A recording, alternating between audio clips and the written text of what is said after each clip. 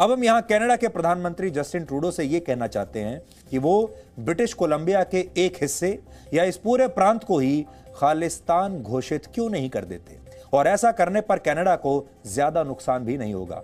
अगर British Columbia के एक हिस्से को तोड़कर खालिस्तान नाम का एक नया देश बना भी दिया जाए, तब भी कनाडा क्षेत्रफल के लिहाज से दुनिया का दूसरा सबसे बड़ा देश बना रहेगा, और इससे खालिस्तान की मांग भी हमेशा के लिए पूरी हो जाएगी, सबको तसल्ली हो जाएगी। अब हम आपको कुछ और आंकड़े बताते हैं।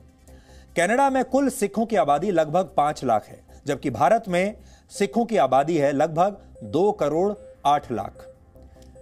अगर दोनों देशों की कुल आबादी में सिखों की जनसंख्या देखें तो कनाडा में सिखों की आबादी जो है वो 1.4% है, और भारत की कुल जनसंख्या में सिखों की आबादी 1.7% है। यानी अगर आबादी के हिसाब से आप प्रतिशत देखें तो कनाडा में 1.4% आबादी सिखों की है, और भारत में उनका जो शेयर है पूरी आबादी में वो 1.7% है। कोई ज्यादा अंतर दोनों ही देशों में नहीं है आबादी के हिसाब से।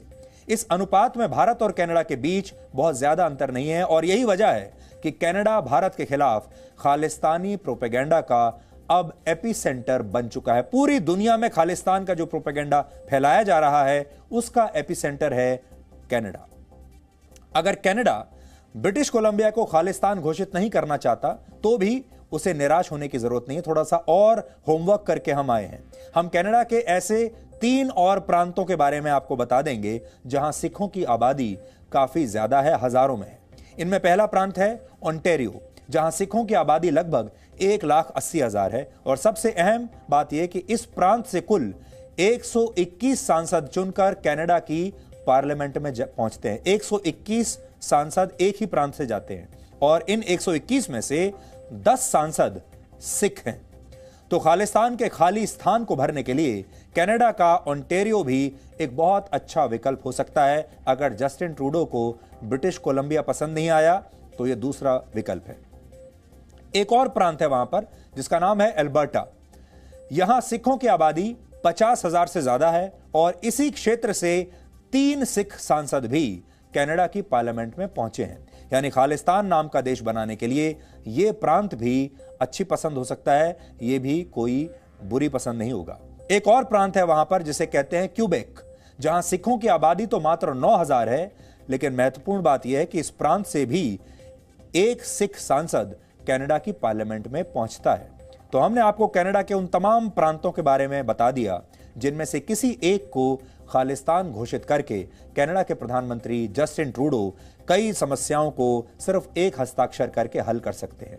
वो ऐसा करके भारत के उन किसानों का भी दिल जीत सकते हैं जो खालिस्तान की मांग यहां बैठकर कर रहे हैं। यानी खालिस्तान की मांग बस एक हस्ताक्षर दूर है, और यह हस्ताक्षर करना है जस्टिन ट्रूडो को, और यह मांग उठानी है कनाडा में रहने वाले खालिस्तानियों को।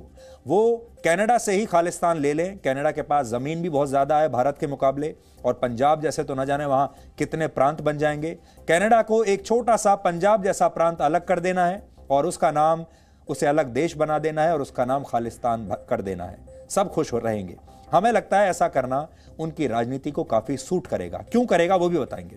इसलिए क्योंकि कनाडा की संसद में कुल सीटों की संख्या 338 है, जिनमें से 18 सीटों पर जो सांसद हैं वो सिख हैं। सोचिए, 338 में से 18 सांसद सिख हैं, और इन लोगों की तस्वीरें और नाम आप अपनी टीवी स्क्रीन पर अभी देख सकते हैं। कनाडा की संसद में सिखों की हिस्सेदारी 5.33% है। कनाडा में अक्टूबर 2019 में हुए चुनाव में जस्टिन ट्रूडो की लिबरल पार्टी को 157 सीटें मिली थी, यानी उन्हें बहुमत से 13 सीटें कम मिली थी। इसके बाद उन्हें न्यू डेमोक्रेटिक पार्टी का समर्थन लेना पड़ा, जो चुनाव में 24 सीटें जीती थीं, और इस समर्थन से ही ट्रूडो सरकार बनाने में कामयाब हुए। यानी आज अगर न्यू डेमोक्रेटिक पार्टी अपना समर्थन वापस ले ले तो कनाडा की सरकार गिर जाएगी। और सबसे अहम बात यह कि जिस पार्टी के समर्थन से कनाडा की ट्रूडो सरकार इस समय चल रही है, यह वही पार्टी है जिसके सांसद जगमीत सिंह हैं, जिनके बारे में हमने आपको कुछ दिन पहले भी बताया था, जो वहां बैठकर खालिस्तान का प्रोपेगेंडा चलाते हैं। जगमीत सिंह खालिस्तान का प्रचार करने वाले एक मशहूर नेता हैं। खुलकर बोलते हैं कि मैं खालिस्तान चाहता हूं। जगमीत सिंह का वर्ष 2013 में तब की भारत सरकार ने वीजा भी रद्द किया था। और यहां आपको बता दें, उस समय डॉक्टर मनमोहन सिंह की सरकार थी, यूपीए की सरकार थी, कांग्रेस की सरकार थी। उस सरकार ने जगमीत सिंह का वीजा रद्द किया था और भारत की जांच एजेंसियों ने उनके तार खालिस्तानी संगठनों से जुड़े होने की बात कही थी। यानी अगर जगमीत सिंह चाहें तो वो कनाडा में खालिस्तान बनाने के लिए ट्रूडो पर अपना पूरा दबाव बना सकते हैं और ट्रूडो से कह सकते हैं कि अगर खालिस्तान नहीं बनाया तो उनकी सरकार गिरा देंगे। खालिस्तान के विचार को कनाडा में कैसे विटामिन की गोलियों से स्वस्थ रखा जाता है, इसे समझाने के लिए आज मैं कुछ और दस्तावेज आपके सामने लेकर आया हूं। मेरे हाथ में वो दस्तावेज हैं, आप ये दस्तावेज देख सकते हैं। देखिए, ये दस्तावेज है जो आज मैं आपके सामने लेकर आया हूं। इसका शीर्षक है Khalistan a project of Pakistan. देखिए लिखा हुआ है यहां पर, देखिए आप, Khalistan a project of Pakistan. यह एक रिसर्च पेपर है जिसे कनाडा के एक think tank Macdonald Laurier Institute ने सितंबर 2020 में प्रकाशित किया था। ज्यादा पुराना नहीं है, सितंबर 2020 का है। इसमें क्या लिखा है आपको मैं उसके कुछ लाइन पढ़कर सुनाना चाहता हूं। इसके पेज नंबर 4 पर लिखा है कि खालिस्तान असल में भारत के खिलाफ पाकिस्तान द्वारा प्रायोजित एक एजेंडा है जिससे भारत और कनाडा दोनों देशों की सुरक्षा और संप्रभुता पर खतरा पैदा हो सकता है।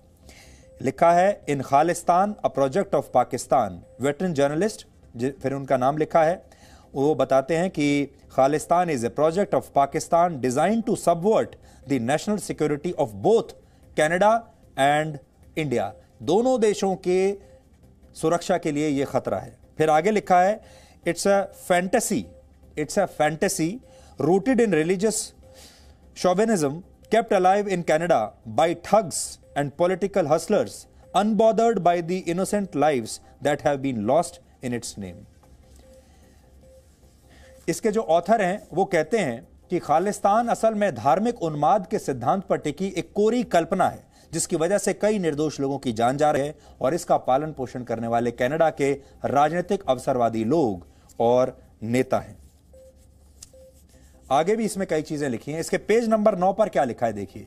इस पर लिखा है पाकिस्तान की खुफिया एजेंसी आईएसआई और खालिस्तान के गठजोड़ के बारे में यहां बताया गया है। इसमें लिखा है कि खालिस्तान का समर्थन भारत में चाहे सीमित हो लेकिन पाकिस्तान में इसे मजबूत करने का काम किया जाता है और इसके लिए आतंकवादी संगठनों ने सिख अलगाववादियों से गठजोड़ बना लिया है। हम आपको आज कुछ तस्वीरें भी दिखाते हैं जो साबित करती हैं कि यह गठजोड़ भारत के खिलाफ कितने बड़े पैमाने पर काम कर रहा है। अब देखिए, मैं आपको एक तस्वीर दिखा रहा हूं। यह तस्वीर 2015 की है जिसमें खालिस्तानी लीडर जो पाकिस्तान में है, जिसका नाम है गोपाल सिंह चावला, वो हाफिज सईद के साथ बैठा है और हाफिज सईद से हाथ मिला रहा है। देखिए, ये देखिए, ये पहली तस्वीर में पाकिस्तान का खालिस्तानी आतंकवादी गोपाल सिंह चावला है। मुंबई हमले के मास्टरमाइंड हाफिज सईद के साथ आप उसे देख सकते हैं। इस रिसर्च पेपर के मुताबिक गोपाल सिंह चावला ने हाफिज सईद को अपनी प्रेरणा बताया है। गोपाल सिंह चावला हाफिज सईद के लिए आइडियल पर्सन शब्द का इस्तेमाल करता है। अब दूसरी तस्वीर देखिए। दूसरी तस्वीर तलविंदर परमार की है जिसने 1985 के एयर इंडिया के कनिष्क विमान को बम धमाके से उड़ा दिया था और इस हमले में 329 लोग मारे गए थे। 1989 की इस तस्वीर में तलविंदर परमार को पाकिस्तान के दारा शहर में हथियारों के साथ आप देख सकते हैं। देखिए, ये है, ये मेरे हाथ में जो मैं आपको दिखा रहा हूं, ये है तलविंदर परमार जो हथियारों के साथ आपको यहां दिखाई दे रहा है और यह तस्वीर पाकिस्तान की है।